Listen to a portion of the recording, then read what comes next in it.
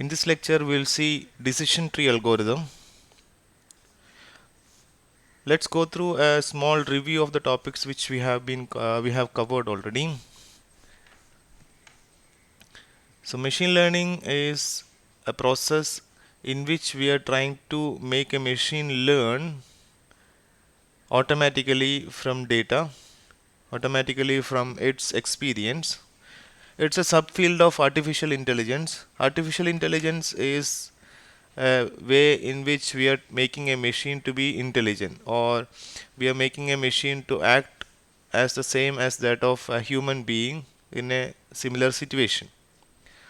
Act and think. So human beings are learning from experience.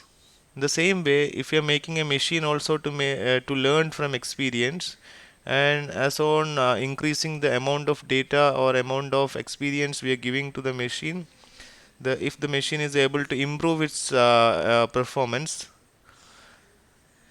then that is called machine learning.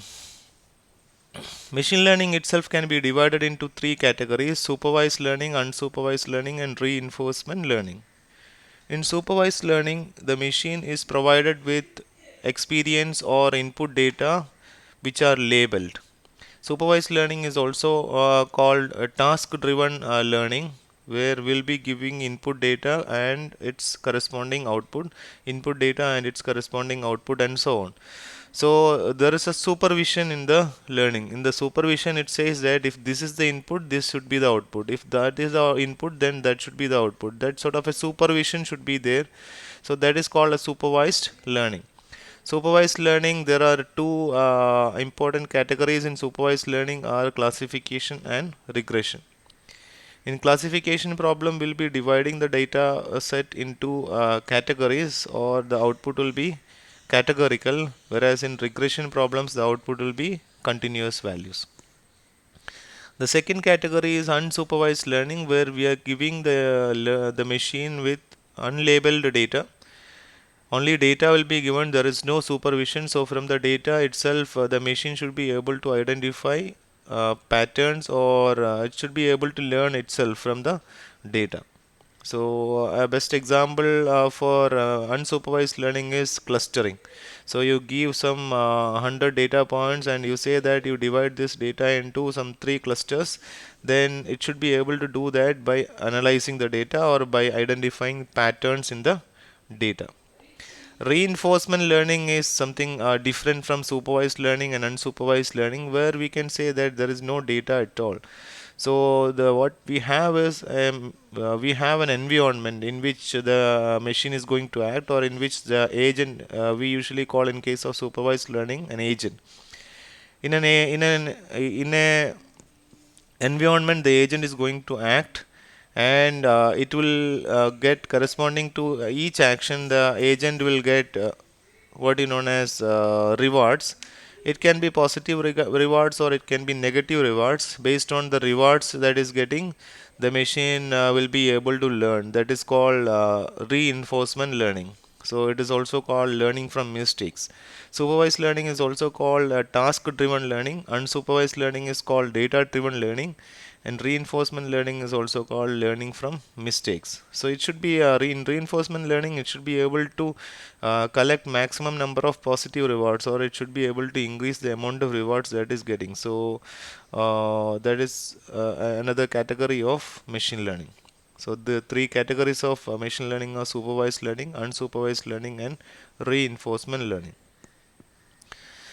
In supervised learning, we have been discussing about regression problem. Regression is a problem where the output of the problem is, or output of the process is continuous.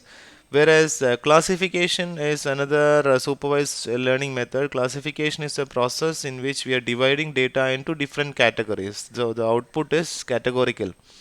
So we are assigning we are assigning labels to the data. So we have some n number of data and we divide the data into some categories. To each of these categories, we are assigning some labels.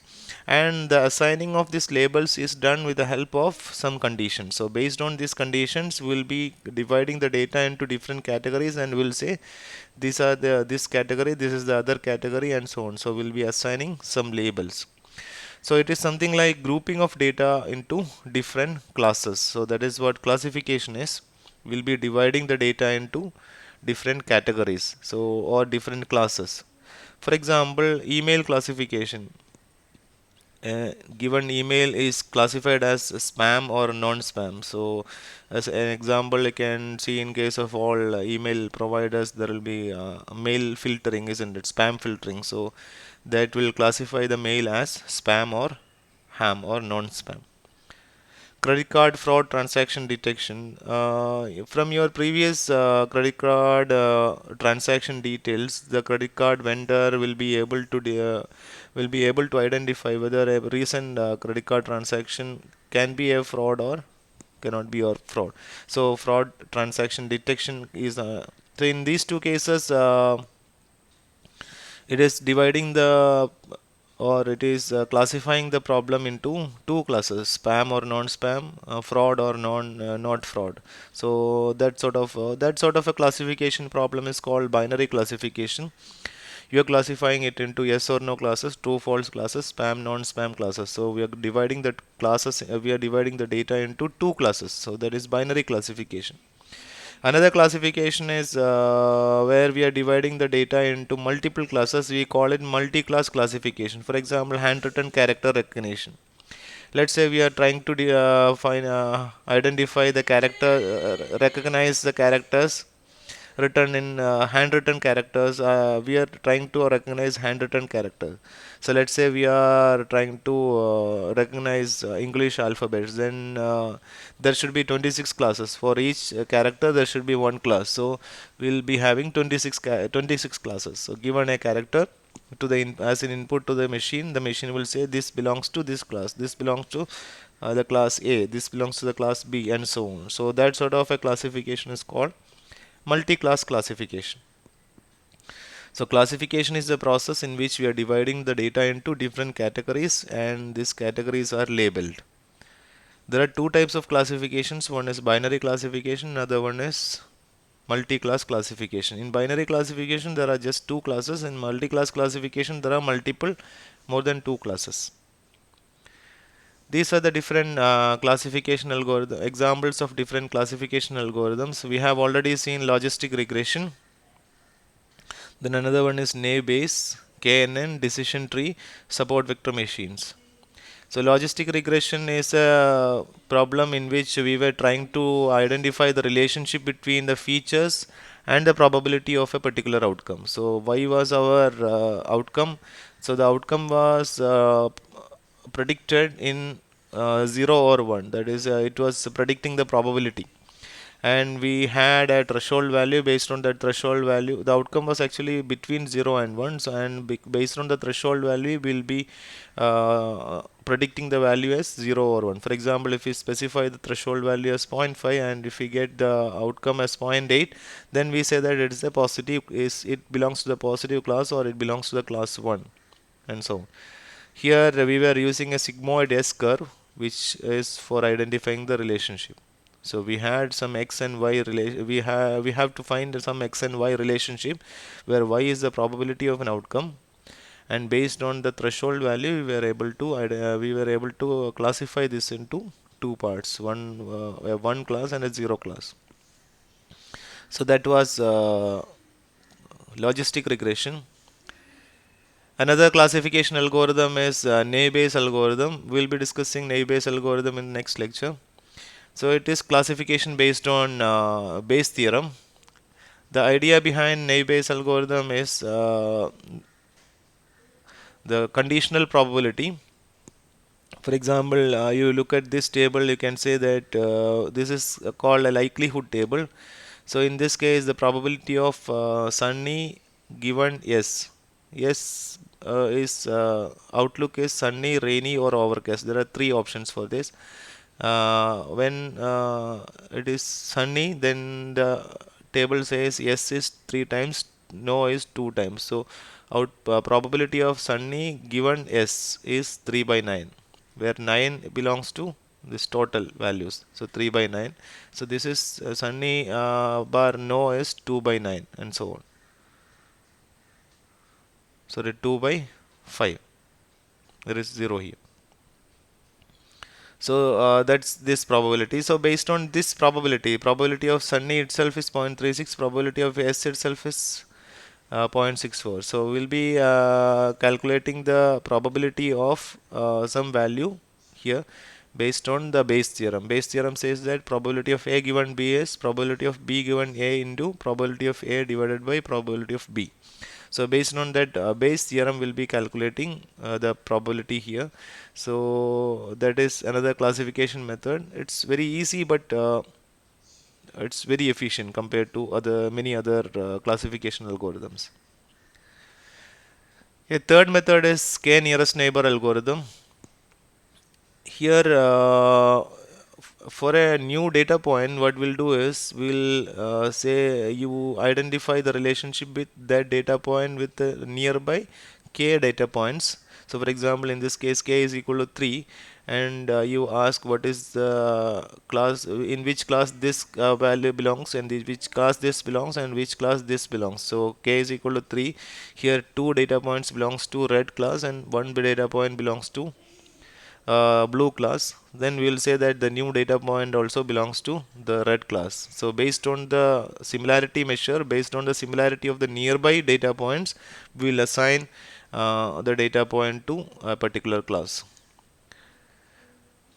Support vector machines are based on the idea of finding a hyperplane that best divides the data set into two classes. So it is something like we are dividing the data into two parts by using a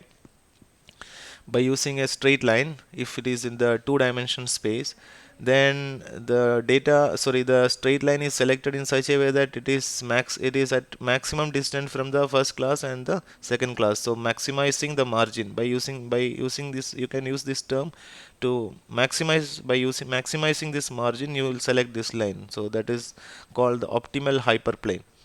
So if it is not possible to divide the data in two dimension, then what we'll do is we'll project this data onto three dimension or a higher dimension, and we'll use a hyperplane there. Instead of a straight line, we'll use a plane or a hyperplane to divide the data.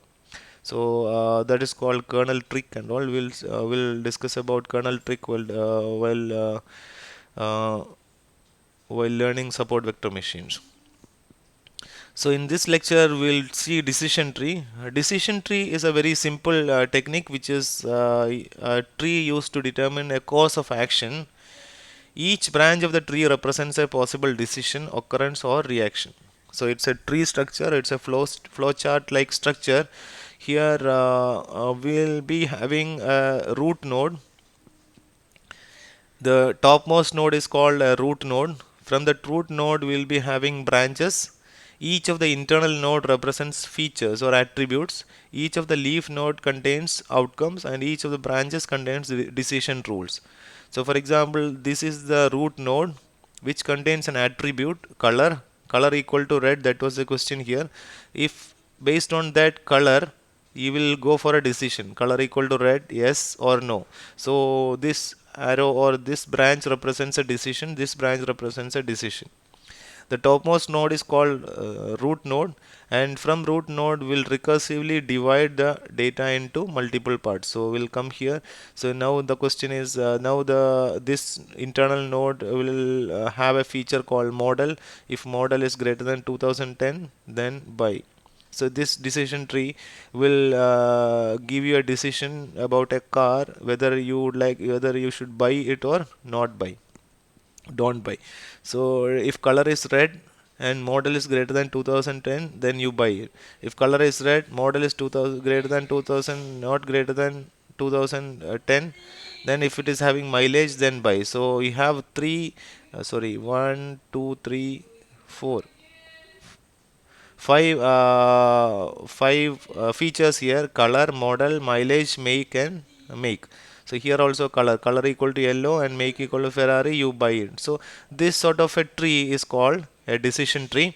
A decision tree is used to determine a course of action, in this case whether to buy or not buy. So this action can be represented by using a set of features. Each of the internal nodes will give you a feature, and the internal node will be coming up with a along with a decision, and that decision will be dividing your data into two parts. At this place your entire data will come. From here you will be dividing your data into two parts. Then the subset of the data will come here. Once again you will divide this data into two parts, and so on. That's how you will do the operation in the case of a decision tree. So it's a normal, very simple and procedure, and it's very similar to how a human being is going to classify a data set. So you'll be sorting your data into sorting your data based on some decision, then again sorting based on some decision, and so on. So this is called recursive partitioning of the data. So decision tree is a flowchart like structure or a tree like structure which recursively partitions your data. And at the leaf node you will be having the outcomes like whether to buy, no, don't buy. All these classes will be available in the leaf nodes. So this is the decision tree algorithm. You have data. Data is split into training data and test data. The training data, using training data you will generate the decision tree. Select the best attribute using ASM, such as information gain or Gini index or gain ratio. Attribute selection measures such as Gini index or gain ratio, information gain, Gini index or gain ratio. It breaks the data set into smaller subsets, then recursively partition it. So that's we have done here. You select an attribute, based on that you partition your data, then you select another attribute, partition your data, and so on. At any point you are selecting an attribute based on this information gain, Gini index or gain ratio. Then once the tree is available, decision tree is available, using test data you evaluate your model. So at any point, at any node, what you are going to do is you are going to select the best attribute using attribute selection measures. Different attribute selection measures can be used. One attribute selection measure is information gain. Information gain is actually based on entropy. So information gain is the difference in entropy. Entropy can be defined as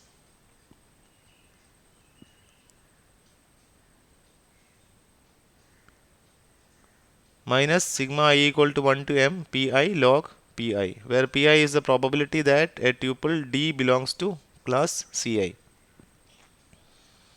So this is the information gain or entropy at a particular level.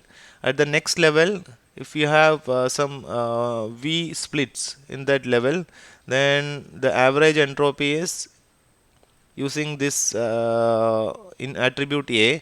The average entropy using this attribute A is sigma j equal to 1 to V dj by d information k or information of dj or entropy of dj. So at dj what is the entropy, and an average of this will be obtained.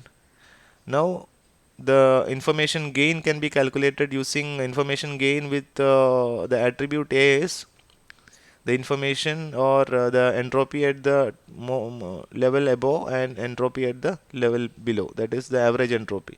So entropy minus average entropy at the next level is calculated, and that is the information gain. The difference between entropy before split and after entropy after split, average entropy after split. So that is the information gain using entropy. Gini index is a similar thing, similar attribute selection measure, which is calculated like this. Gini D is 1 minus sigma I equal to 1 to m pi square, where pi is the probability that a tuple belongs to class Ci. Then this is the Gini index at a particular level.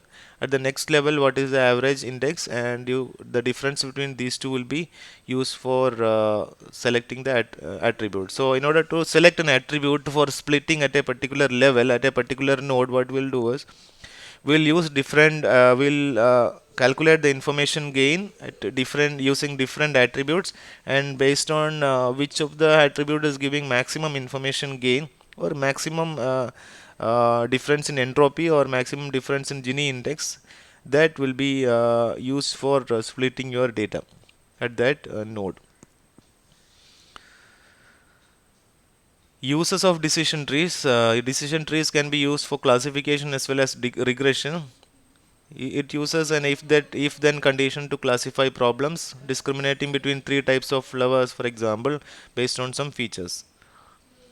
It can be used for regression problems also. Regression tree is used when a target variable is continuous or numerical. Here each split is based on the sum of squared errors. So here instead of calculating the information gain, what we'll do is we'll calculate the sum of squared errors. Based on that we'll split. So your decision tree can be used for classification and regression also.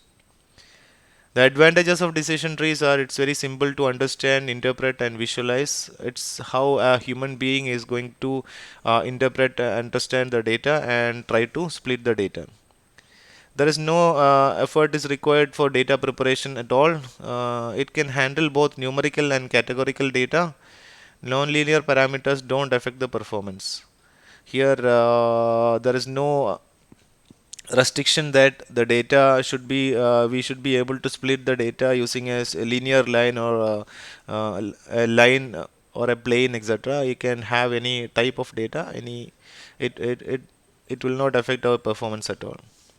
The disadvantages are that, of course, overfitting occurs when the data captures noise.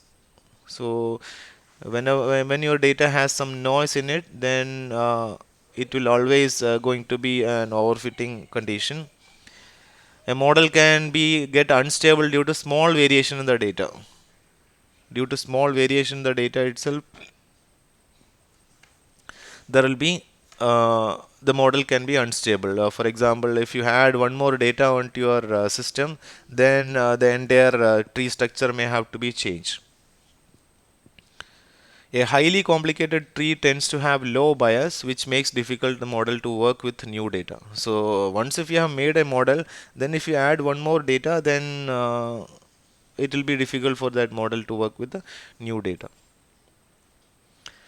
Let's look at a very small example, a decision tree example to classify different types of animals based on these features. For example, we have 1, 2, 3, 4, 5, 6, 7, 8, 9.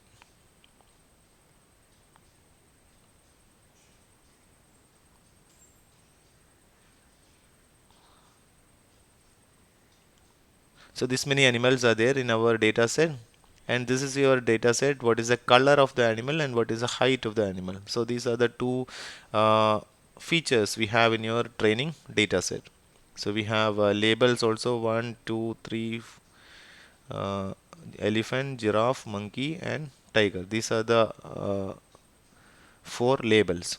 So at the end of the day, what we would like to have is we would like to generate a tree, and using that tree we should be able to clearly say whether it is a giraffe, whether it is a elephant, whether it is a tiger, or whether it is a monkey.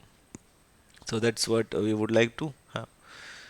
So if you take this data as a whole, then the entropy is very high in this case.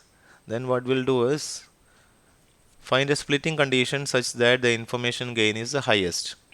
So information gain is the decrease in entropy, right? So entropy is calculated as minus sigma 1 to m pi log pi. So it's calculated as 3 by 8 log 3 by 8. So total 8 animals.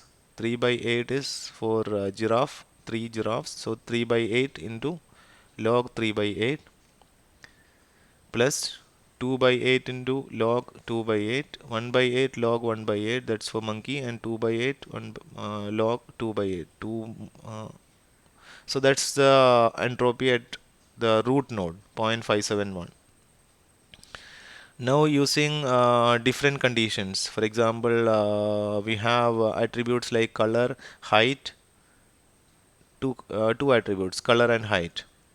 So by using which color, or by using whether height or color, which by using which of the attributes we are getting the maximum gain. That's what we would like to identify here. For example, let's say color equal to yellow, height greater than 10, color equal to brown, color equal to gray. All these are the conditions we are going to use here, the conditions. So let's say this condition gives the maximum gain, color equal to yellow.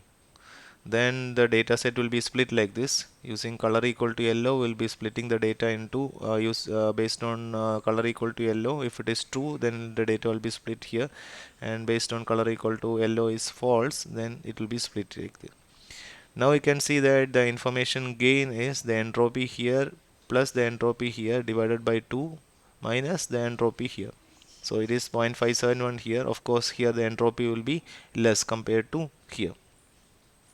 So based on that, the data will be split, and from here once again we'll use the attribute height greater than 10, then the entropy is uh, less again here, and you can always say that here the entropy is there is no variability here. All the data points belongs to one class. Here also all the data points belongs to one class, and so on. So this is how you generate a decision tree. So decision tree is nothing but a simple tree like, or a flowchart like structure, in which at the topmost node is called a root node. From root node and all the internal nodes will be dealing with attributes, different attributes, and from attributes in the sense we will be dealing with a condition there, if then condition. Based on that condition, we'll be having multiple branches. For example, color equal to yellow, based on this condition we have true and false branch. So this splitting is done with the help of an attribute which gives you the maximum information gain. Information gain, in this case, it is used as the difference in entropy. So that's about decision tree. We will see an implementation of decision tree using Python in the next lecture. Thank you.